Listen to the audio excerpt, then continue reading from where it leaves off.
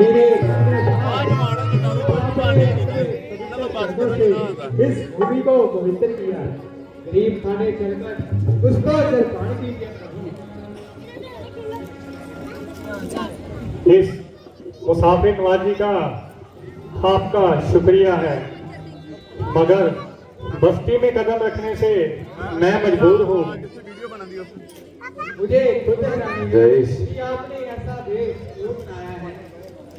पिताजी ने 14 वर्षों के लिए इस देश में रहने के लिए कहा है। आखिर कोई कसूर प्रभु? कसूर हो या ना हो, पिताजी की आज्ञा हर हाल में मंजूर है।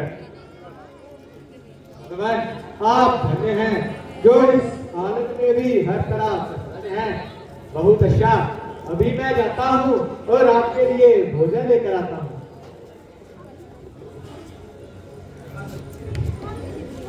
प्यारे मित्र, अगर हम ये भोजन खाते तो घर से चलकर वन को काहे को आते।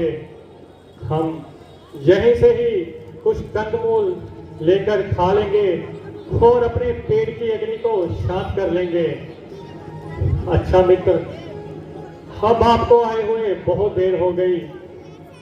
अब आप जाइए और आराम कीजिए।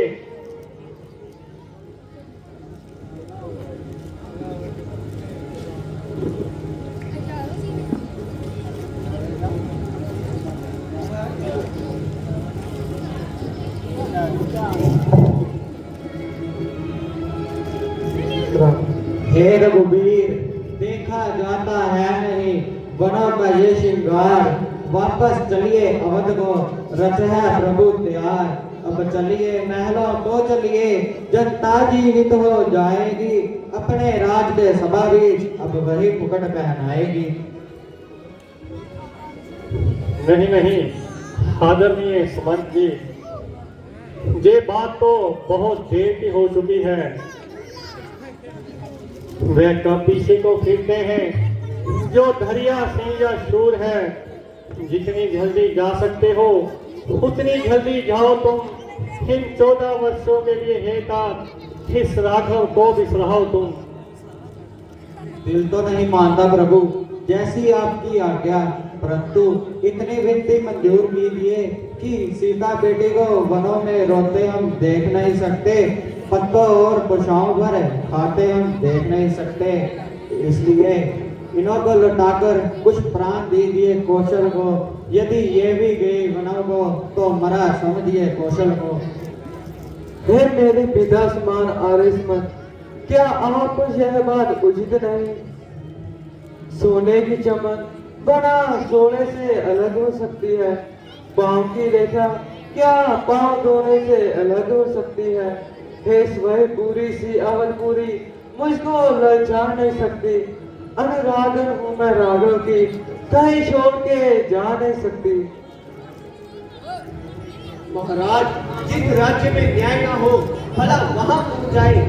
कहना आप माता कही से अब घी के दीपक जमाए न है। हम कांटे से तो निकल गए, अब इष्ट होकर राज्य चलाए न है। नहीं आ रहे सुमंत, आप लखन की बातों पर मत जाइए। हाँ बस यही कहना कि माता दे आशीर्वाद, हम कुशल सहित घर आएंगे। जब 14 वर्ष पूर्ण होंगे तब उनके दर्शन पाएंगे। बस महाराज, आप हमारा माताओं से प्यार और स्नेह व्यक्त करना। जो आज्ञा महाराज।